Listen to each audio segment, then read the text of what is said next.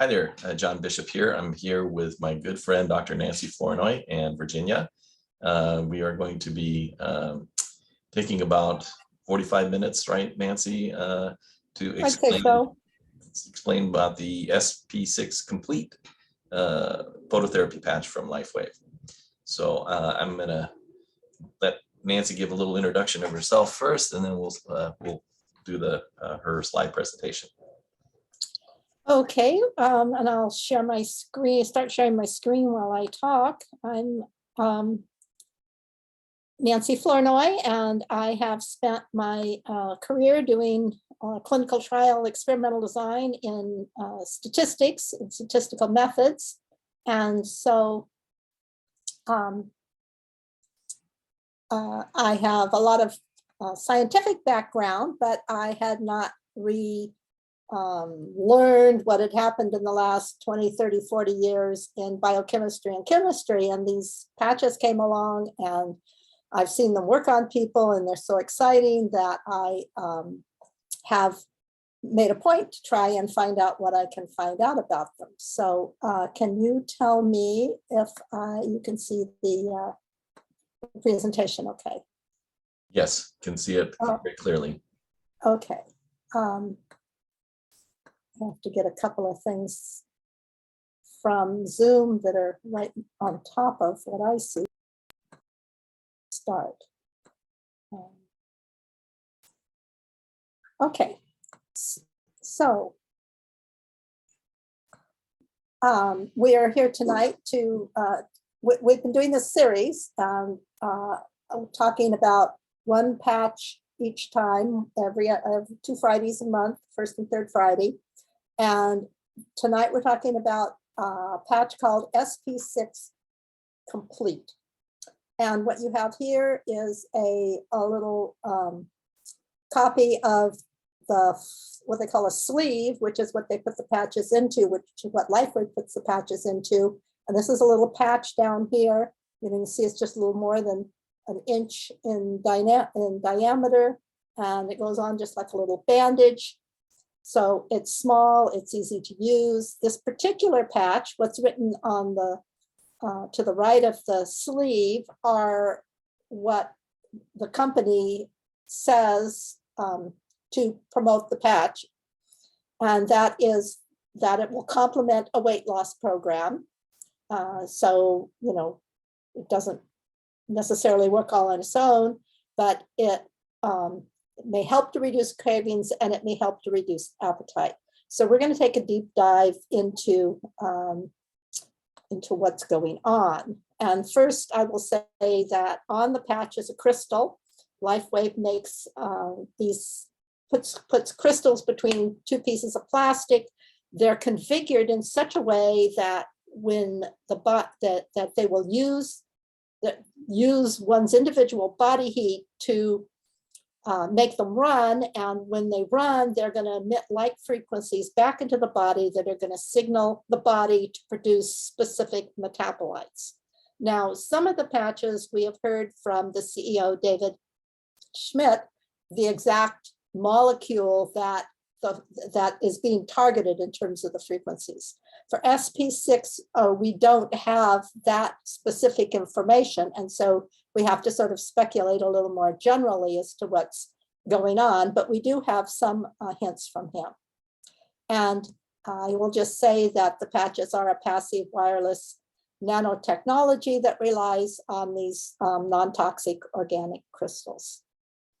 So, so we're going to talk about what's known about hunger and what's known about craving, and then we'll talk about the patch specifically and try to draw some inferences and some connections. And so this is, you know, my search for trying to understand what's going on, and I invite you to join with me.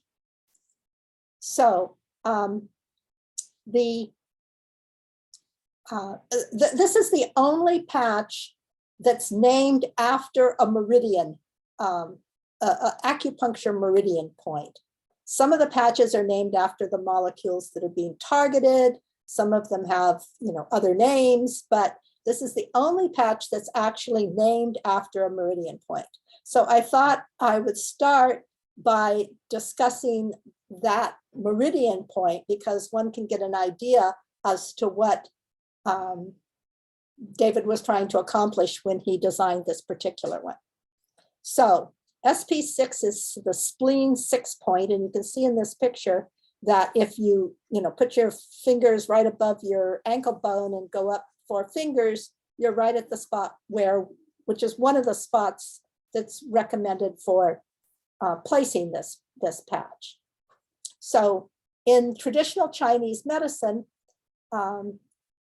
the spleen and the stomach meridians the spleen and the stomach are considered the acquired foundation of life. And the organs are responsible, for receiving the food and drink, digesting them, making them into the nutrients that you need, and making body fluids, and then distributing these around the body. The spleen in particular also controls blood flow and rules muscles and flesh. The spleen meridian, I'll show you a picture of it in the next slide or two, actually comes up from here, down here at the ankle, and ends up at the mouth. And it actually, how the spleen is functioning can be seen, shows up in your lips.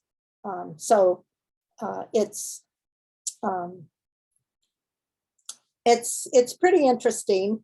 The spleen and the stomach meridians communicate with each other. And in fact, one of the reasons for this particular point being powerful is that there are 3 meridians that come together there. That is the spleen, the kidney, and the liver meridians.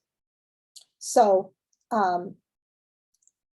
it's also true that the SP6 point in acupuncture is a point that is used for treating digestive, gynecological, and emotional conditions. So for this talk, we're particularly interested in the reference to the digestive issues. Now, here's the spleen point again. And so we've got, at this point, we've got the spleen and the stomach meridians coming together. And one thing that is that David noted in a talk that he recently gave is that from this spleen point, then, in terms of the stomach meridian, one has a superhighway that goes directly to the hypothalamus, which is here in the brain. And we'll talk more about that. And then what I wanted to, so I say, okay, this is a superhighway. And some people have had wonderful experience with acupuncture, and some people think it's all foo-foo. And just for those who think it's foo-foo, I will say that there is lots of physical documentation that the meridian system exists. One can put dye in acupuncture points and see where the dye goes. One can do heat maps, infrared heat maps, and follow the energy that's going through the meridians. There are a number of physical ways in which these meridians have been explored that are quite scientific, which is not to make comments on they cure this or cure that, but just to say that the system is a fact. And one of the more exciting current research on the meridian system at all are these things called Bohang ducts. And so Bohang is a man's name. He was in North Korea, and he discovered these ducts in 1965, but they didn't get any attention because he's in North Korea. And so it took a while for his research to filter into, it's been taken up by research teams in South Korea and in Italy. And what you're seeing a picture of here on the left is a lymph duct. And it's spread open. So you're looking at the inside of the lymph duct. And under normal staining, you would not see this purple line running down it. And with a particular kind of staining, what is being exposed is a duct within the duct. And you can see a cross section of it here. You've got the lymph duct, and then you've got the duct inside the duct. And it's believed by the scientists that are researching this, that this is the physical manifestation of the acupuncture meridian system. And they're actively trying to map what they find physically to the traditional Chinese medicine system. And there's a paper by South Korean Dr. So, 2009, which I had seen a number of papers before, but this is a recent review of previous works. So it's pretty exciting. Okay. So again, just to continue on the Chinese medicine, the relationship, we're talking about hunger. So a lot of hunger is deeply related to emotions and how you feel about whether you feel like eating or not eating. And so this is the Chinese medicine relationship between the various organs and emotions. And you can see you go from the liver and the gallbladder with anger and frustration. That's going to be related to, again, all of these emotions are related to your how you feel about eating. The heart and the small intestines are related to hate and impatience. The spleen and the stomach to worry and anxiety. The lung to large intestine, sadness and depression, and the kidney and bladder to fear and flight. So we have that in the background because all of these organs are going to come up in this talk, except I think the lung. And I did see something on the lung, but I don't think I have anything that I'm going to say about it. Now in Western medicine, if we just take these three, if we take the organs that go with the three meridians that cross at that site for which this patch is named, we find that the liver stores excess glucose and then releases it to cover the body's energy requirements. So the liver is very important in weight and hunger and the desire for food. The spleen maintains the levels of fluid in your body, among other things, but that includes edema. So if you're swelling with excess fluids, then the spleen is involved, or if you're dehydrated, the spleen is involved. It's involved with maintaining a proper fluid system. It also filters and stores your blood. And then the kidney is associated with food insecurity. Particularly with people with chronic illnesses. So that's what Western medicine would have to say about these three organs in connection with hunger and food. So now, as I said, from the SP6 acupuncture spots, there is a superhighway going to the hypothalamus, which is this little spot up here in the brain. It's at the very top of this slide. And I've showed this slide before, but I'll just remind you that all these neurotransmitters, which are molecules that send signals to the body to do different things, a lot of them are generated here in the hypothalamus, and they cause hormones to get secreted and messages to come down here to the pituitary glands, which look like a couple of testicles hanging off of them and just very, very tiny.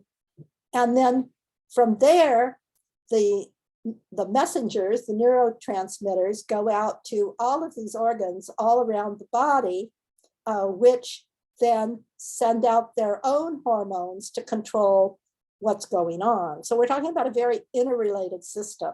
We have hormones going to the kidney, which we were just talking about. We have kidney hormones going to the adrenal glands. In particular, the thyroid has some involvement with hunger and food.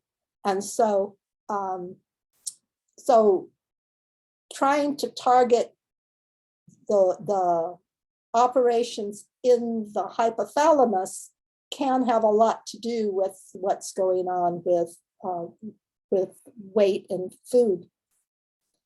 So what I did here, this is a little slice. This picture is a little slice of the hypothalamus, looking at it horizontally. And the little green spots here are the extreme lateral part of it. And they are responsible for the control of food intake. And then the little red piece of the hypothalamus that's more towards the interior, that's responsible for your feelings of satiation, of being full. And so this hypothalamus is actually the control center of the autonomic nervous system, which integrates and tries to make homeostasis, tries to make everything, a lot of the physiological processes work together. And at the bottom of the slide, you can see that it's trying to balance hunger and thirst and food intake and body temperature and a host of other things. And so it also links the autonomic nervous system then with the endocrine system and links those directly to regulate your internal environment, as in the body temperature, etc. So this is a very important location, both directly for what it does directly and also indirectly for how it's going to affect what happens that's relevant in other parts of the body. So for the rest of the talk, this is basically what I'm going to cover. First, we'll talk about what regulates hunger, and then I'll describe some different types of cravings. They're called craver types. So people have classified cravers into 5 different types. And then as we go through that, different chemicals will get mentioned. And so I'll try to come back to talking a little bit about the different chemicals and and so looking at the issue from the chemical point of view. And then we'll finish by talking about the SP6 and the research that's been done on it. So hunger regulation. So start out by looking down here at the little rats. You can look on the left, and you have fat tissue. Adipose tissue is going to send a message to make these little things called leptins, represented by little red triangles, and they send a message up to the hypothalamus. And in the hypothalamus, you have this molecule that's depicted in red up here above the I don't know if it's a mouse or a rat. But you can see these little red triangles are lodged into these little green things that are really symbolize receptors. And when everything is plugged, when all these receptors are plugged, you're full and you're going to stop eating.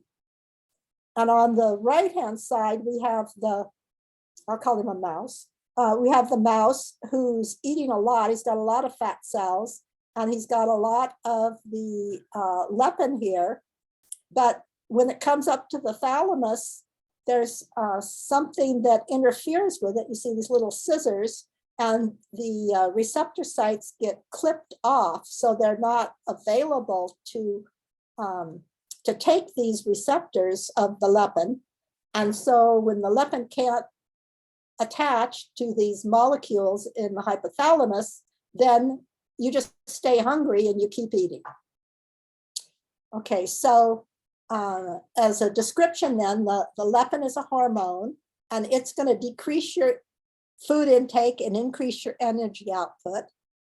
And it's produced in, actually the adipose cells are in the small intestine. And so it's, its primary function is to make sure you have a large enough fat store to get you through the winter. It's there to help you survive. And on the other hand, you have another hormone, ghrelin, which works activates cells in the pituitary gland and the hypothalamus. and they make you hungry. And so these two hormones have to be balanced and have to work appropriately. So there are 4 hypotheses that relate to hunger regulation. And as far as I can tell, reading them, it seems to me like they all 4 are in effect because they relate to things that make perfect sense when you read them. So we have a lipostatic on the left top and glucostatic on the right, which lipos fat, glucose essentially sugar. So it's reasonable to think that our hunger regulation is going to involve the regulation of fat and involve the regulation of sugar. And that's basically what those hypotheses say.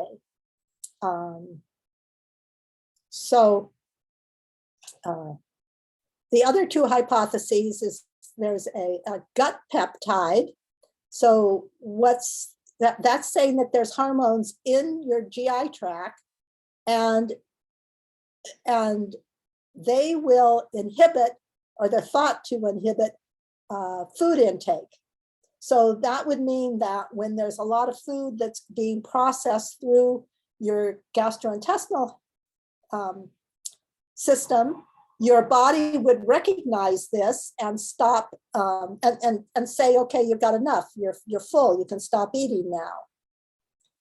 And the 4th hypothesis is thermostatic. That is, when it gets cold, you get hungry. And I think everybody who's been in a place that's cold, gone out in the snow or whatever, has had the sense of their appetite being stimulated because they're cold. So I think really, even though, a lot of this still, doesn't have a lot of scientific verification in humans, a lot of it makes perfect sense. And we can all think of these hypotheses as being operational.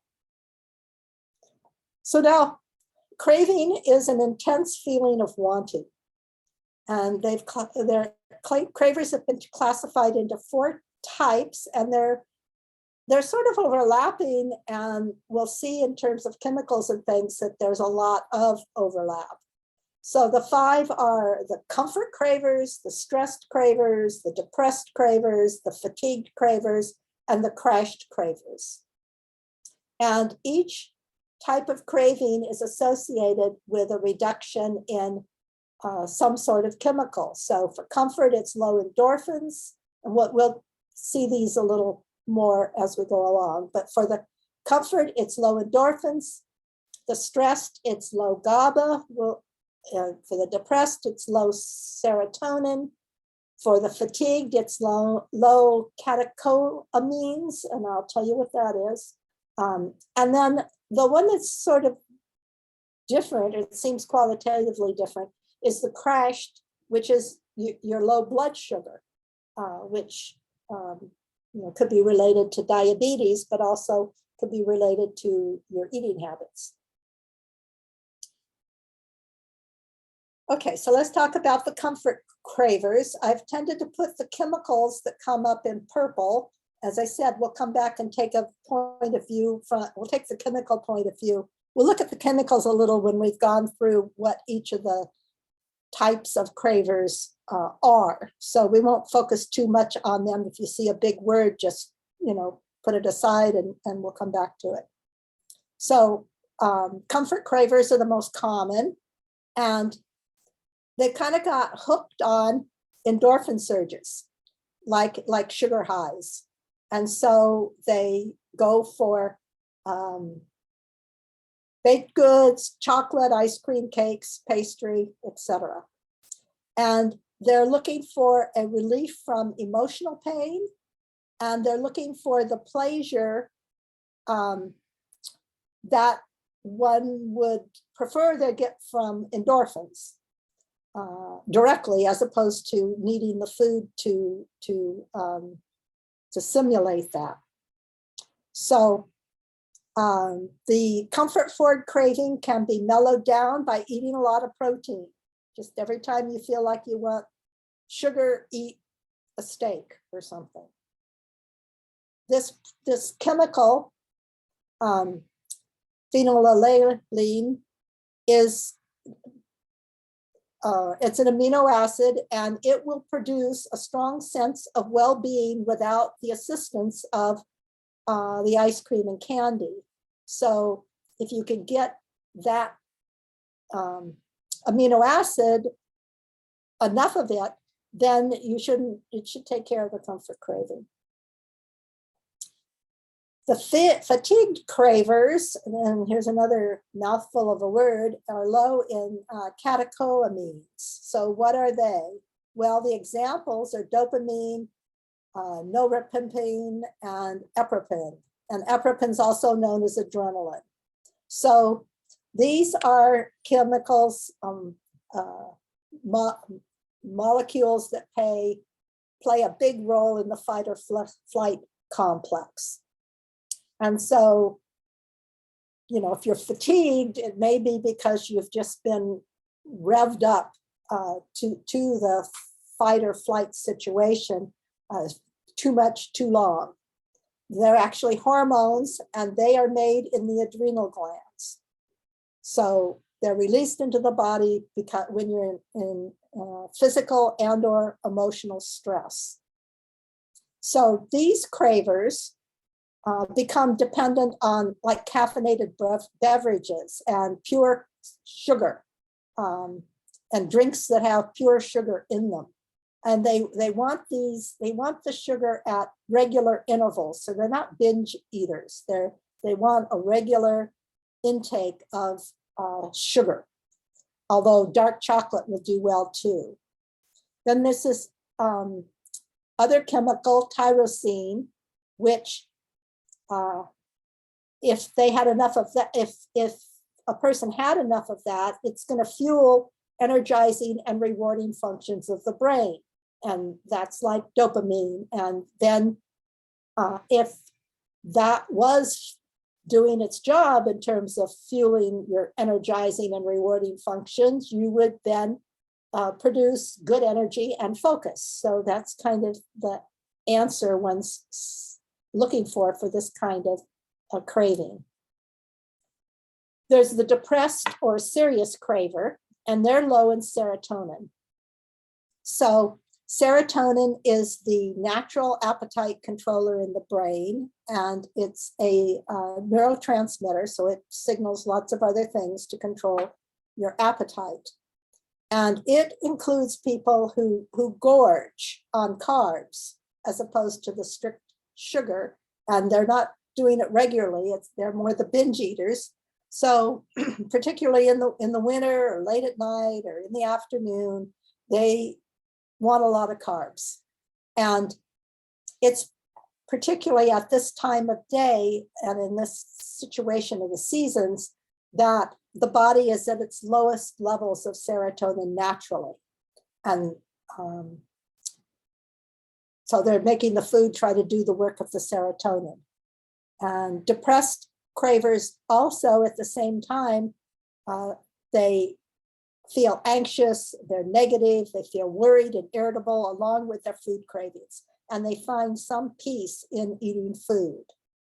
And we have a couple of long named chemicals. Here, the serotonin is made of tryptophan and this molecule called 5-HTP. So they are essential precursors to serotonin. Then we have the crashed cravers.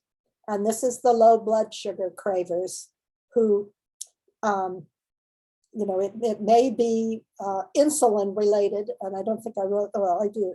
Yeah, okay.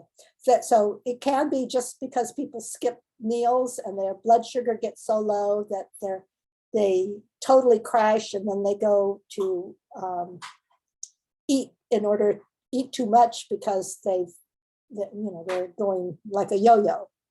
And this also happens in people that don't eat enough fiber or protein or saturated fat to try and keep your blood sugar levels stable. And glutamine, we've talked about before, but we'll mention it again, is, this will happen if glutamine is not able to regulate insulin properly. So this can be a complication of diabetes. So I think we've said everything here. If the blood sugar slump is can be strong enough that the person's going to become unable to focus and even get dizzy, and so they want high carb sweets.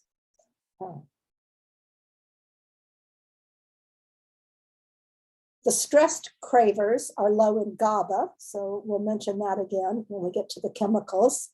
So they like to munch on food to combat stress. And that happens when GABA is too low. And it is another neurotransmitter we'll talk about in a minute. But if you don't have enough of it, you become stressed and you have a lot of mental tension. So GABA will help relax your mind.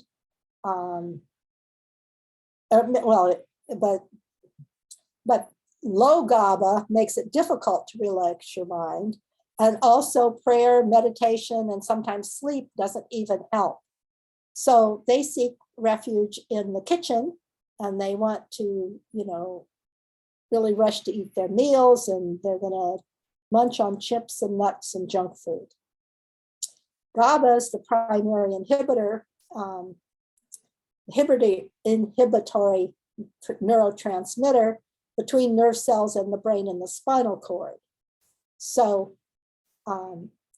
it blocks receptors to modulate and block impulses between nerve cells, and you want your GABA to work properly. And there's a derivative of it called theanine, which may help when GABA itself doesn't. These products can be taken, most every product I've mentioned can be taken as a supplement,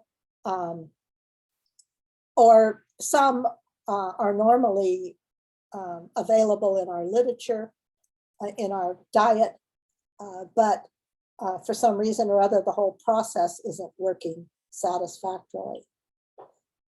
So I think this is the last one, the depressed craver, who's negative, worried, and irritable. In fact, I may have mentioned the depressed. I think I did the depressed craver already, so I don't need to repeat myself. So here's a summary of the amino acids on the left and the type of craving on the right. So every amino acid that was just mentioned, I have labeled here. The ones in sort of orange are precursors to the ones that follow in purple. So if everything's working, if you have the ones on the left, you're going to be making the ones on the right, and everything will be fine. And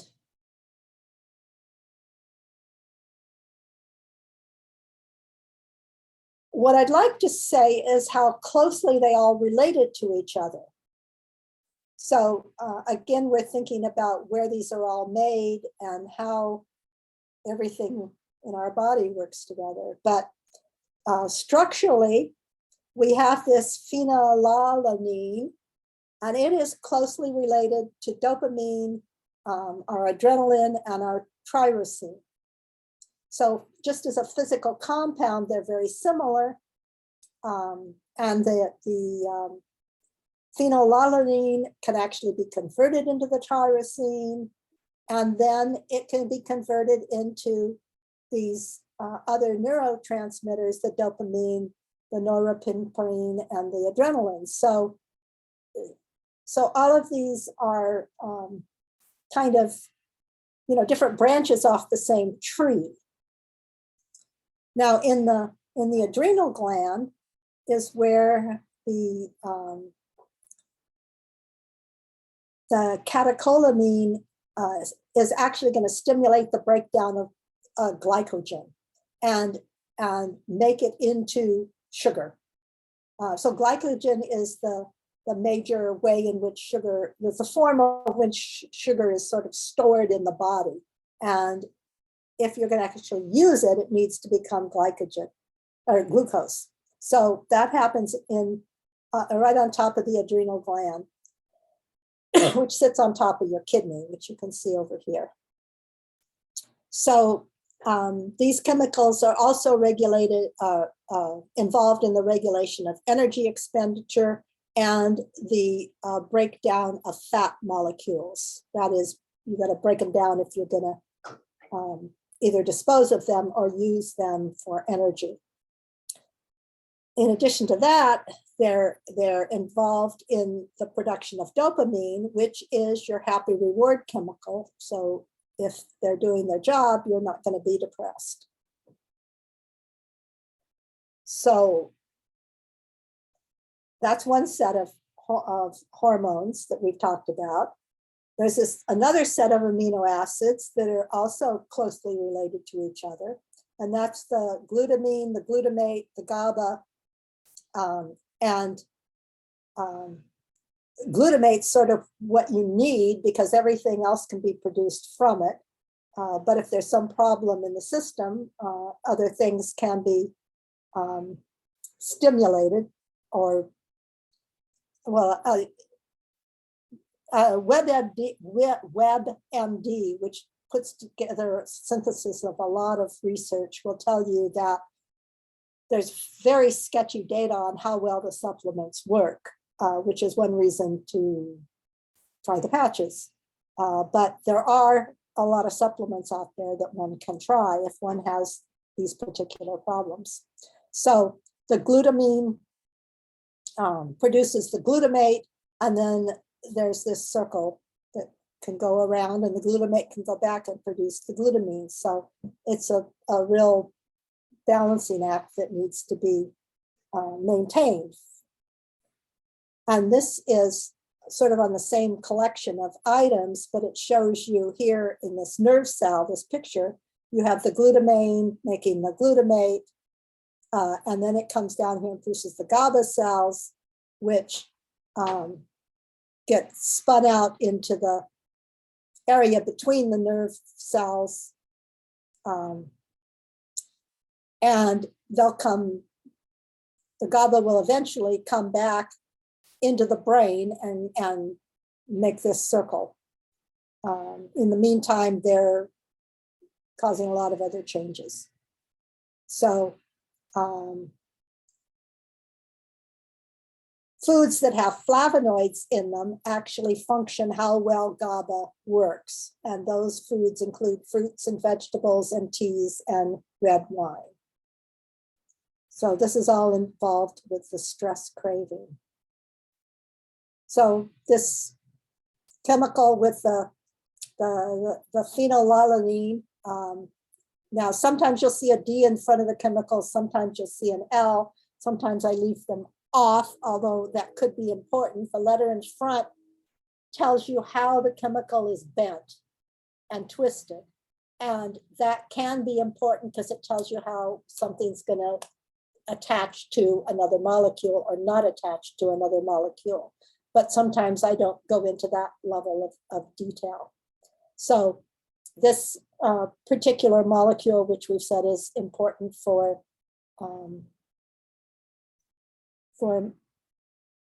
not being a craver, is also involved in things that are related: neurological support, mood support, basic discomfort. Here it's involved in it may inhibit the production of enzymes that break down endorphins. That's actually a good thing. I mean, endorphins have a very short half-life and they make you feel good, and you really don't want them broken down too quickly. So this particular molecule is going to help you feel better. It's going to reduce your perception of discomfort. So tyrosine is also known as, well, you can see we have this molecule phenylalanine showing up again, and tyrosine is made from it by attaching the other chemicals to it to make this combined bigger molecule. And it signals transduction in proteins, so signaling what the protein should do. And it's involved in it's involved in modifying proteins to perform different functions. So if you're deficient in tyrosine, one of the signals that you're deficient is weight gain and water retention in the absence of having done something in your activity level or your diet to count for it. And then there are other symptoms which aren't so related to diet as well, but this is the one that's related to its involvement in weight. So this probably should have come earlier. We have noted that both glutamate and GABA are important in the weight and hunger maintenance. And so I just wanted to remind you that glutamate is the primary excitatory neurotransmitter, whereas GABA is the primary inhibitory neurotransmitter. And one wants them to be in an optimal balance and not all cattywampus, and that what is the normal balance changes with whether it's day or night. So again, these are all chemicals that are related in a complex system. But if you are too revved up and you're seeking, which might excite you to eat too much, then maybe looking at ways to increase GABA would be helpful, because it's going to promote relaxation and reduce your fear and anxiety and help regulate your sleep-wake cycle.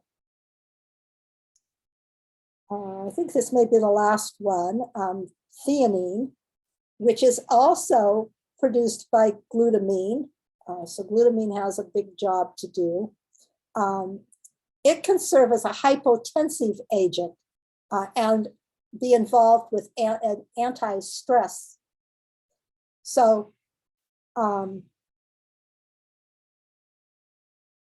it helps to reduce anxiety, control rising blood pressure, and particular in high stress conditions. It's involved in the regulation of your peripheral nerves and your vascular system as well. So its chemical structure is very much like glutamate is the molecule that makes the glutamine and then the theanine. And GABA, of course, is made from it too. So, so its chemical structure is, of these all are very similar. They're just little tweaks on the same molecule, but it, and they all affect each other. I guess I'll leave it at that. Oh, but I'll tell you where it comes from. It's the green tea. It's what's good in the green tea that you drink. So it is also in some mushrooms. This must be the last one. This is the long word that went with tyrosine. Oh, this is just a picture then to show you how you can start with some foods that are high in protein, and they'll make tryptophan, and then you get this 5-HTP molecule that makes the serotonin. You want the serotonin. We talked a lot about melatonin when we talked about the sleep patch. But in particular, this train of production of chemicals, if we come off this one branch of serotonin, we see that if it's not functioning properly, you're going to have cravings for carbohydrates, alcohol, and certain drugs. So that's a schematic of those molecules acting together. And serotonin affects your appetite, both. We talk about it with regard to different patches for different things that it does, but with respect to this talk, it is involved in your sense of appetite, both increasing and decreasing it. So now let's talk about the patch. And we have 1, 2, 3, 4 studies. The 2012 and 2010 studies here are sort of different write-ups of the same study. So Homer Nazarin is a professor. Well, he's retired. He's a professor at, it's in Texas, El Paso, I believe. I don't, Ms., I'll say, I'm not sure, she may be doctor. Blake Greenberg is actually a practitioner, alternative medicine practitioner, so you can look her up. She actually runs the kinds of studies that were run. She did the actual physical running of the studies on the patients, and she'll do it for you for, I looked it up, it wasn't a lot of money. And Dr. Haltenweiger has passed away, and he has written some of the real fundamental baseline papers on how the LifeWave patches work. And I just read one in preparation for this talk. He's got quite an amazing insight as to how all of this fits together. So they looked at stimulating stomach 36 at the acupuncture point, which in addition to the SP6 is important with respect to the stomach, digestion, but also it's on that stomach meridian that goes right up to the hypothalamus. So they are looking at different the effects of, well, I'll tell you in a minute, so I'll show you in a minute. But here's the different patch spots that they looked at the study, at these different studies. So here's the SP6, here's the stomach 36, and I forget what this one is, but it'll come up here, I'm sure. And then Dr. Nazarin and colleagues were involved in a second study that was actually a weight loss study. And then there is another weight loss study.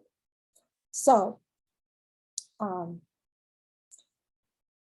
there is this piece of equipment called electro-interstitial scan machine. And sometimes I was really frustrated a year or so ago when I first started looking at these things, because you look it up and the first thing I started finding were these things that were saying scam this and scam that. And it was hard to find much information about the machine. Looking again now, it was much easier to come up with sound information about the machine. And I've learned a lot about it. It is licensed in many countries as a therapeutic diagnostic machine. It is not certified as a diagnostic machine in the United States, primarily because the output of the machine is given in the context of the meridian system and not in the context of the Western medicine organs. So they attempt to do that as well, but the United States regulatory authorities have had a problem with the output of the machine. They looked at all of these different organs, the hypothalamus, the liver, the pancreas, the intestines, the thyroid, and the adrenal glands. And what this machine does, I mean, they use leads, so you have like an EKG, you have leads going from one place to another, and they set up a sort of a collection of leads on different parts of the body such that they can extrapolate, so that they will extrapolate, make a 3D extrapolation of what? Well, it's obviously electrical impedance. It's like an EKG, but it's at a level that so if the frequency was at a high enough level, then it goes right through cells. And this is at a low enough level that it goes around cells. So it's measuring how well the energy flows in the interstitial spaces, which is really where so much happens. You know, everything that's going to get into a cell has to get there through the interstitial fluid. And so it's measuring the health of, it's measuring the ability of everything to move into the places that it needs to go. And that's that. So they looked at subjects with before they patched, 30 minutes after patching, and after wearing 12 hours a day for 1 week. And they found significant changes in all of the organs except the adrenal glands. So that was cool. Now, the weight loss study, the first weight loss study was a 4-week study, and they had 20 subjects. They did not ask them to fast, or they weren't fasting ahead of time, and they rotated the patch between stomach 36 and kidney 3.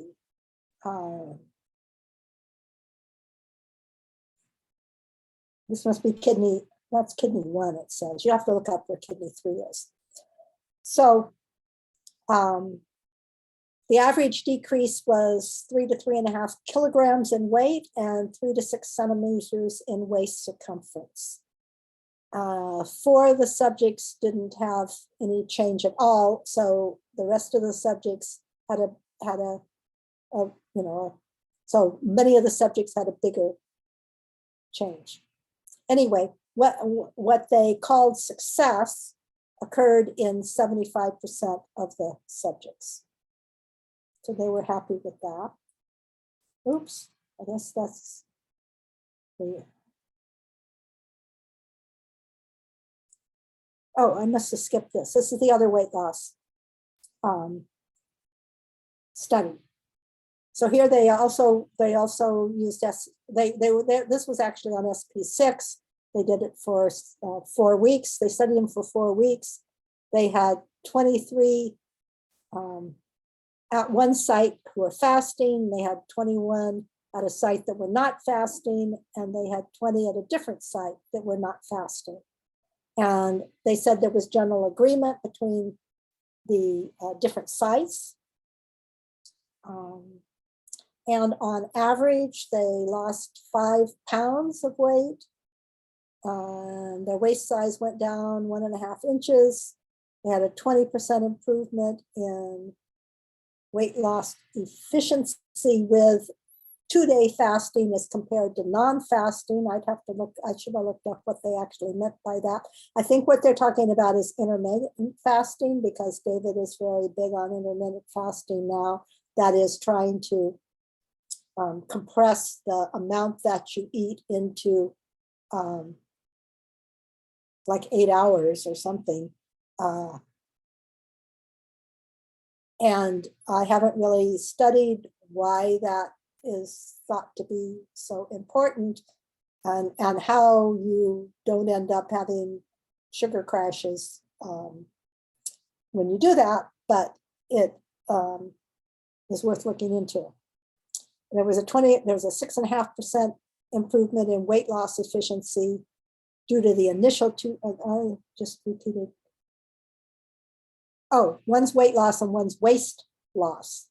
So, so it was better to be fasting than not fasting, is what they're saying.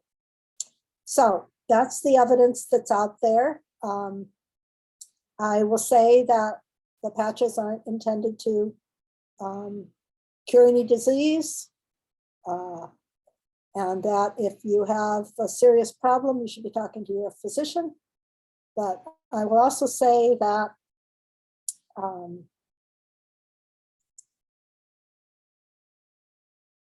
it has been proven that these patches stimulate acupuncture sites, and it has been proven that the stimulation of acupuncture sites stimulates other places in the body, like SP6 and the hypothalamus.